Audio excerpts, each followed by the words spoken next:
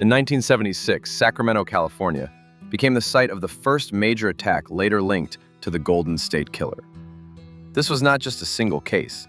It was the beginning of a series that, over several years, covered Northern and Central California, turned the city and the entire state into a zone of constant fear, and left dozens of victims.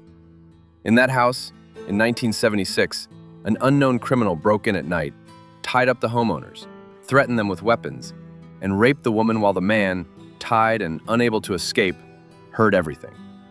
He did not know who it was, but he became one of the first figures in history who, years later, received a name: Golden State Killer.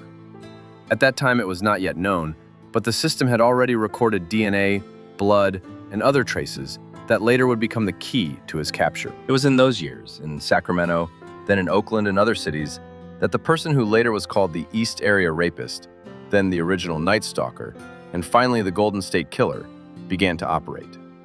He chose houses, entered at night, tied people up, threatened them, raped them, and in some cases killed them. He knew how to minimize risk. He knew how to work in residential areas. He understood how to avoid leaving a trace. But he was not perfect. In the 1970s and 1980s, fear moved around him. But there was no name, no face, no court. Decades later, after the attacks suddenly stopped in the mid-1980s and the case turned cold, a method that became a turning point emerged in the 2010s: forensic genetic genealogy. DNA found at the crime scenes was uploaded to the genealogy database GEDmatch. The system showed distant relatives of the criminal. Investigators built a genealogical tree, narrowed the circle, and reached Joseph James DeAngelo, a former police officer who lived in a suburb of Sacramento in 2018. In April 2018, they arrested him in his home. In June 2020, he pleaded guilty to 13 murders and a number of rapes and other serious crimes committed in the 1970s and 1980s. The court sentenced him to 11 life sentences without the possibility of parole, plus additional terms, effectively guaranteeing that he would die in prison. That is how it all began in 1976 in Sacramento, California, how it developed over decades, and how it ended in prison in 2020. The Golden State Killer, Joseph James DeAngelo, was punished more than 40 years later, thanks to DNA and genealogy sites. For those years, life in California was lived in constant fear. At night, an unknown predator began to break into people's homes. At first, he was called the East Area Rapist, the rapist from the eastern part of Sacramento. He crept up to houses, waited until the people were asleep, then broke in, tied the victims, threatened them with weapons, and tortured them for hours. He often attacked couples. He tied the man and left him in one room, while in the other, he raped the woman, sometimes forcing the man to hear everything that was happening. In some homes, he left only fear and humiliation. In others, blood and corpses. Later, when similar crimes began to occur in other parts of the state, he was called the original Night Stalker. And years later, the press fixed the name Golden State Killer on him, the killer of the Golden State. The investigation dragged on for decades. The police of different counties saw separate cases, a series of rapes here, a series of murders there. It was not always clear that all of this was one and the same person. Over time, investigators linked the episodes into a single chain. There were dozens of victims, at least 13 proven murders, more than 50 to 60 rapes, and hundreds of armed assaults and house robberies. But the name of the criminal remained an empty place in the reports. By the mid-1980s, the attacks suddenly stopped. No new episodes, no new clues. As if the man who had terrorized the entire state for years simply disappeared. The cases began to cool. The classic status of a cold case appeared, an unpunished crime in which all obvious versions have been exhausted and the threads break one after another. For the families of the dead and raped, this meant one thing: they would probably never know who destroyed their lives. Nevertheless, the investigation had one anchor: DNA. On the crime scenes, there were biological traces: blood, semen, other samples. In later years, they built a DNA profile of the person who committed these crimes based on them. The problem was different. This profile did not match any record in the national databases. The criminal had never provided DNA in other cases, had not been imprisoned on serious charges, and had not entered the registers where his genetic fingerprint could be compared. It seemed that he would remain just a set of numbers and letters in a laboratory report. The situation changed in the 2010s, when home DNA tests and genealogy sites began to spread massively in the world. Millions of people bought kits, spit into vials, sent samples by mail, and uploaded their DNA profiles to online databases to find out where their ancestors came from and to find distant relatives.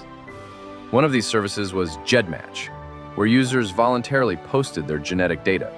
And one of those who did had a common ancestor with the man known throughout the country as the Golden State Killer.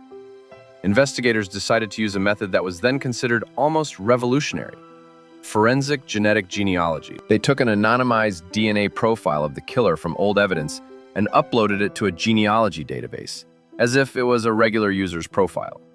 The system did not say, "Here is his name," but it showed something else. There are people in the database who have partial matches with this profile, distant relatives, perhaps second or third cousins. This meant that somewhere in their genealogy, there was a common ancestor with the criminal. Then began detective work at the level of family history. Geneticists and investigators built huge genealogical trees, going back to the 19th century, tracking family branches, marriages, moves. They gradually narrowed the circle, excluding those who did not fit by age, place of residence, or gender. Finally, a small group of men remained who could match that DNA profile and lived where many attacks had taken place for years. Among these people was a former police officer, Joseph James DeAngelo. DeAngelo's biography fit perfectly into the puzzle. He served in the police in the same regions of California where the criminal operated. He knew the areas, knew how the investigation worked, understood how to avoid checks. After leaving the police, he worked in a store, then lived a quiet life in a suburb. Outside, an ordinary old man. Inside, a potential serial monster who no one suspected. For final proof, DNA from the database alone was not enough. A fresh sample taken from DeAngelo himself was needed. The investigators began secret surveillance. They did not approach him directly, did not ask for a test. Instead, they waited until he left something that could be quietly taken. At some point, he threw an object in the trash. According to open sources, it could have been a napkin, a paper cup, or some other disposable object on which traces of his saliva remained. This object got into the laboratory. From it, they extracted DNA and compared it with the same old profile from the evidence, and got a complete match. The markers in key DNA regions matched those found on materials from murder and rape scenes. In April 2018, the police came to the house of Joseph James DeAngelo and arrested him. At that time, he was about 72 years old. For neighbors, this was a shock. A quiet old man, whom they saw every day, turned out to be a man who for decades had been sought as one of the most brutal criminals in the history of the state. For the relatives of the victims, this was a moment they had waited for most of their lives. The man who, as they thought, disappeared in the 80s, was alive, and all this time lived among ordinary people. Then followed months of legal procedures and interviews. The suspects gathered cases from different counties of California: murders, sexual crimes, attacks. To avoid the death penalty, he agreed to a deal. In June 2020, he officially pleaded guilty to 13 murders and a number of rapes and other serious crimes committed in the 1970s and 1980s. Prosecutors from 6 counties joined together and supported the agreement. Instead of the death penalty, several life sentences without the right to parole. The court sentenced Joseph James DeAngelo to 11 life sentences without the possibility of parole, plus additional terms, effectively guaranteeing that he would die in prison. During the hearings, the judge read in detail the terrifying details of his crimes, and surviving victims and relatives of the deceased spoke with statements, telling how those nights destroyed their lives. After decades of silent fear, doubts, and helplessness, they finally saw the man who stood behind this nightmare, in handcuffs, under guard, with no chance of release. The story of the Golden State Killer became a turning point, not only for this specific case, but also for the entire approach to investigating crimes. It showed that the perfect crime can stop being perfect after 30 to 40 years, when technology catches up with the criminal. Any drop of blood, any biological trace left in the 1970s turned into a genetic trap that only closed in the 2010s, when the criminal's distant relatives voluntarily uploaded their DNA to the internet. He did not need to give a test himself. It was enough for someone from his family to do it. But at the same time, this case also raised another scary question. How far can the use of DNA from commercial genealogy databases go?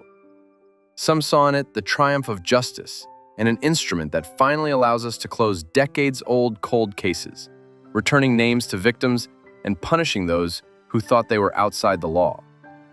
Others began to talk about risks, that someone's private genetic information could one day become the key not only to solving a crime, but also to family secrets that no one wants to know. In the case of the Golden State Killer, the debate about genetic privacy flared up especially brightly, because it was the genealogy site that became the bridge by which the investigation came to a man who had managed to hide from justice for decades. This story is scary precisely because, for many years, it was unfinished. Victims lived with the thought that their tormentor was somewhere free, the relatives of the dead, that the one who deprived their loved ones of life would not answer for what he had done. And the criminal himself, perhaps, thought that he had won, that time and the change of epochs had reliably hidden his traces. But one small fragment of DNA, preserved on an old piece of evidence, turned out to be stronger than decades. And one morning in the quiet American suburb, police cars finally came, for a man whom the world had long called an unnamed monster, and then finally named by name: the Golden State Killer, Joseph James DeAngelo.